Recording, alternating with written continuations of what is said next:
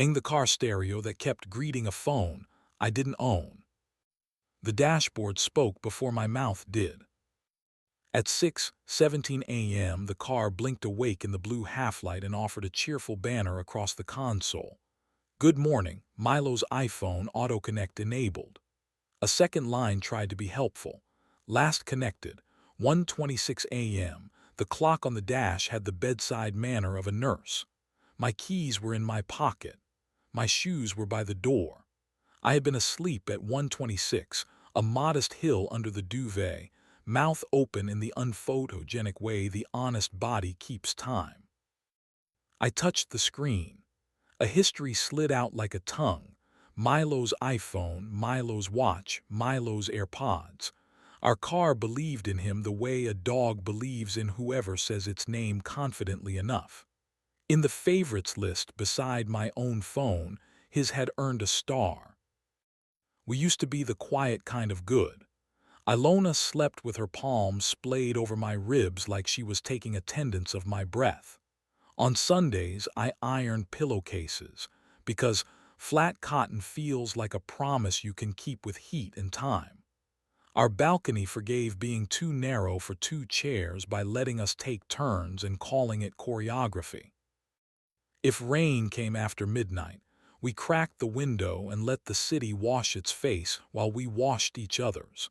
Her knee hooking behind my thigh like a sailor's knot, my mouth finding that nickel-bright patch beneath her collarbone where breath admits it wants to be heat. We practiced a bravery too small to brag about. Drift arrived without ringing. Rosemary moved out of the kitchen. A mineral perfume moved in, citrus poured over stone, a scent with posture that writes its initials on furniture. Sound learned new manners. Her phone adopted a two-note chime at 12:06 and 12:11, a doorbell for a smaller house installed inside hours. "London," she said when she caught me counting. "Their morning keeps stepping on my midnight." She began showering in the dark. "Migraine," she told the mirror. I learned to shave by memory and called it loyalty because questions spend a currency you don't get back. The car had other truths to tell. In recent calls, the hands-free log listed a midnight duet. 1:12 Milo outgoing, 1:18 Milo incoming. Under audio, the queue displayed a playlist I hadn't made, Moonroom Mix. The album art was two rings of light and a headboard pretending to be walnut. "Resume," the car asked with the optimism of a golden retriever. I killed the ignition like a man refusing a confession. Evidence is the frightened man's hobby. I started a folder on my laptop named Stereo because I wanted the work to sound mechanical. Into it went photos of the console, the pairing screen that had learned his name, the song list that had no right to be ours. In the glove compartment, my fingers found the obedient half of a cufflink, mother of pearl in gunmetal, the size of a coin you pay a ferryman when you're short on courage. I held it to the morning and watched my face bend wrong inside its milky eye.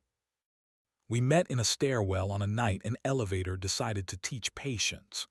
"Stairwells tell the truth," Ilona said, shoes in one hand, grin rehearsed toward mischief. On the landing, she pressed her thumb to the thin place at my wrist and told me to keep still while she learned me with her mouth. Later, in my bed, she slept with her palm on my ribs as if gravity had asked for a cosigner. In the morning, the light on her shoulder found a verb, and I believed the room promised to remember.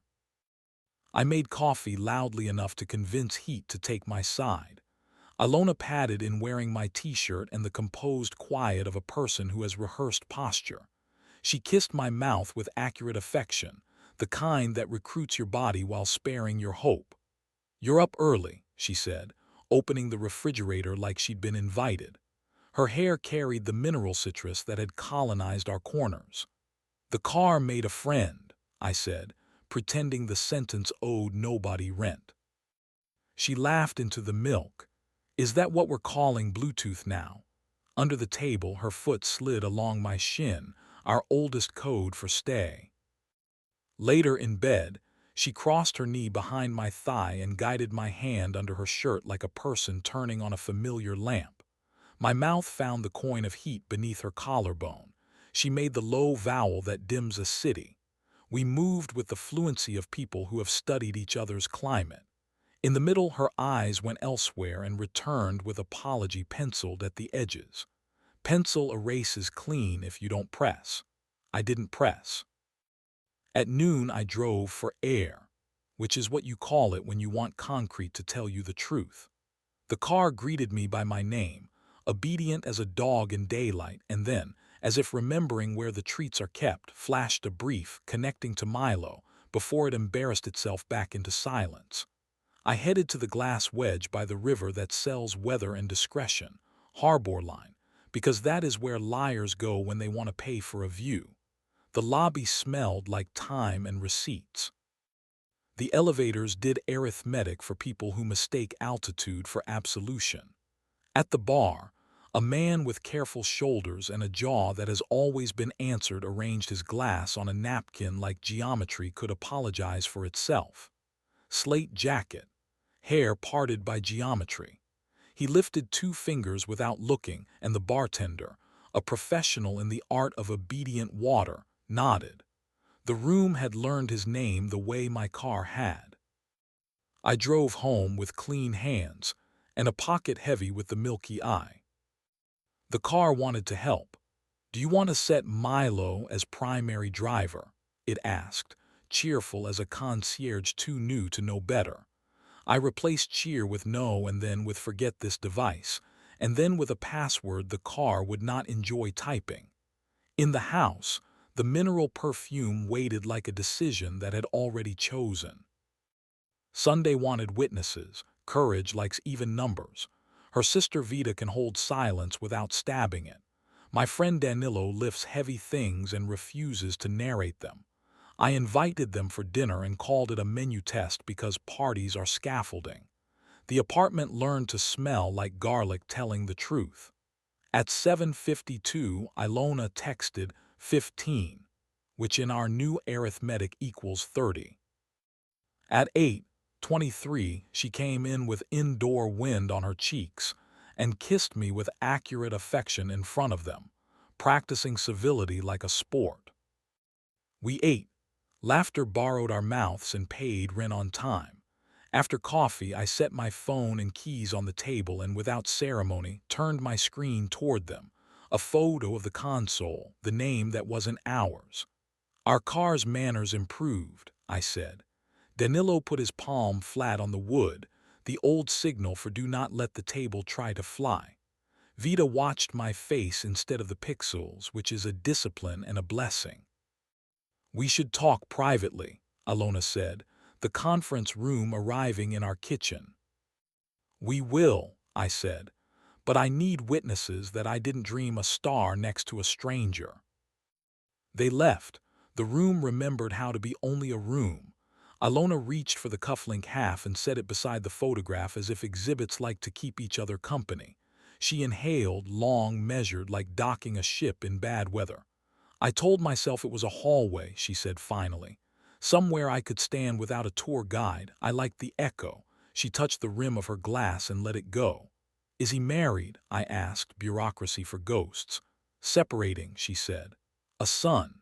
8. "Do you love him?" The word isn't large until it sits down and crosses its legs. She tilted her face toward the ceiling crack that looks like a river refusing to choose a mouth. "I love who I am when I stop narrating," she said. "With you I started describing myself from above, like I owed footnotes to every breath." He turned the placards around and said he believed the painting without the text. She looked at me straight, a courtesy I didn't know how to hate. "I loved us like architecture," she said quietly. "I wanted weather." "We're going to separate," I told her. "Though we did the clean work a knife does when you ask it to be kind." She nodded. The hinge between her collarbones relaxed with a relief I won't rename cruelty because it wore its own proper name. "Do you want me to go now?" she asked. "I want you to stop teaching the car to greet him," I said. "Pick a door, I'll take the other." Leaving looks fast to spectators and slow to walls. She took the hoodie, the charger that fits everything, and the scent that had trained the corners to behave. She left the cufflink half, the car that had learned to say hello too easily, and a playlist titled Moonroom Mix that I deleted without listening to the end. At the threshold, she lifted her hand toward my wrist, the old code, thumb to thin skin, and changed her mind midair.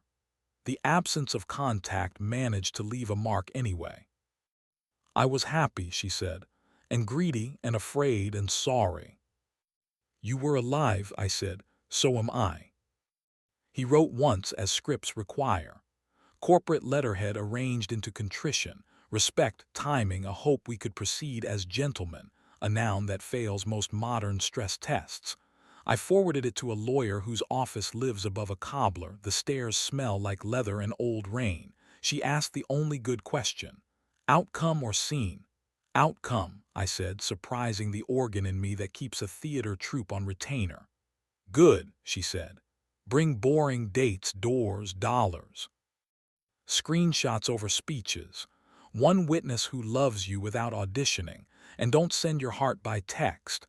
Judge's itch.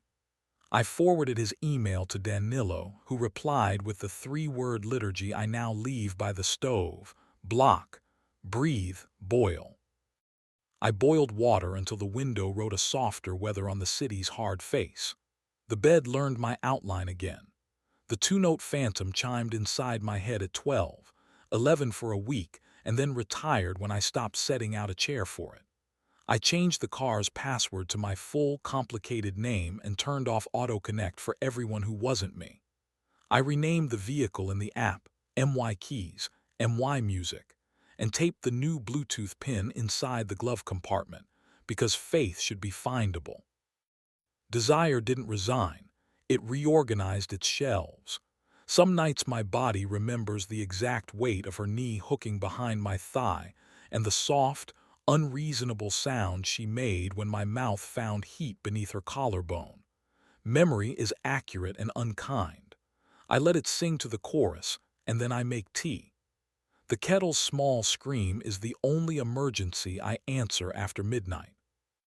I press my thumb to the thin place at my wrist where her old code used to land and listen to the sentence the body never misquotes. Here, here, here.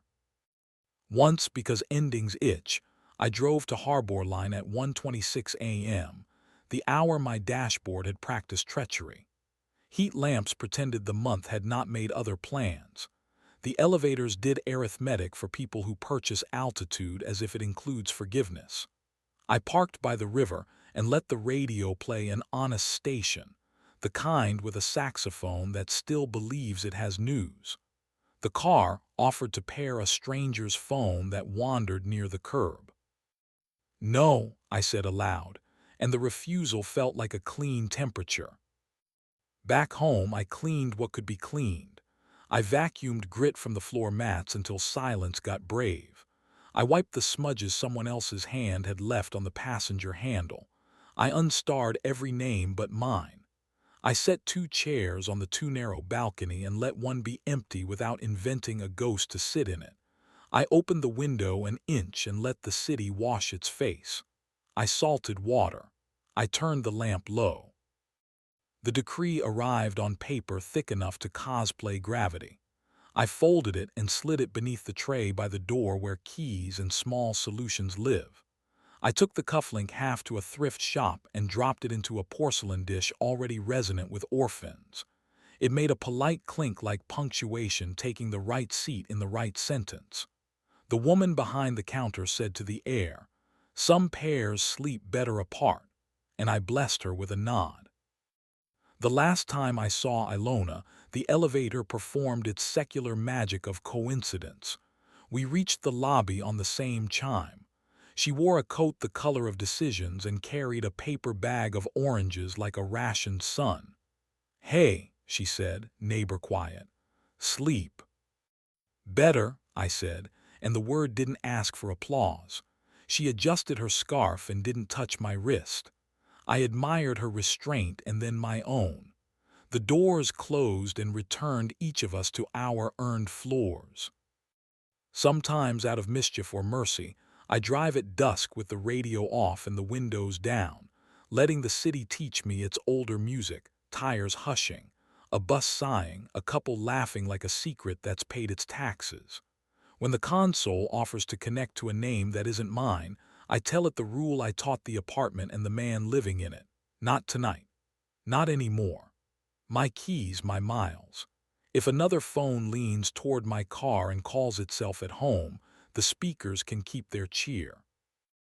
I know whose breath the cabin keeps now. I know which voice the wheel obeys. Morning finds a way through the small glass. The engine turns over once like a promise heat can keep.